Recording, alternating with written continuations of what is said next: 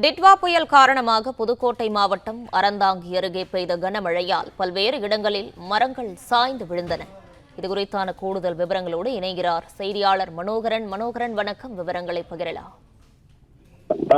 வணக்கம். டிட்வா புயல் காரணமாக புதுக்கோட்டை மாவட்டம் ஆலங்குடியில் இருந்து செம்பட்டு விருதி செல்லும் பிரதான சாலையில் மாங்கோட்டை என்ற இடத்தில் சாலை ஓரத்தில் பறந்து விரிந்து வளர்ந்திருந்த 100 ஆண்டுகள் மிக பழமையான ஆலமரம் தொடர் மழை காரணமாக வேரோடு சாய்ந்து பிரதான சாலையில் விழுந்தது.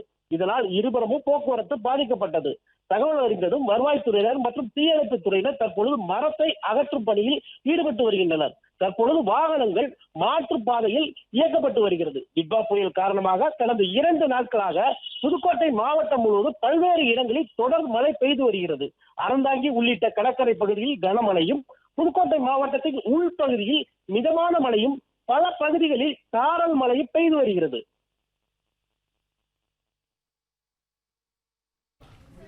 விவரங்களுக்கு நன்றி மனோகரன். பிளே ஸ்டோர் மற்றும் ஆப் ஸ்டோரில் இருந்து பாலிமர் செயலியை QR கோடு மூலம் பதிவிறக்கம் செய்யுங்கள். செய்திகளை உடனுக்குடன் பெறுங்கள்.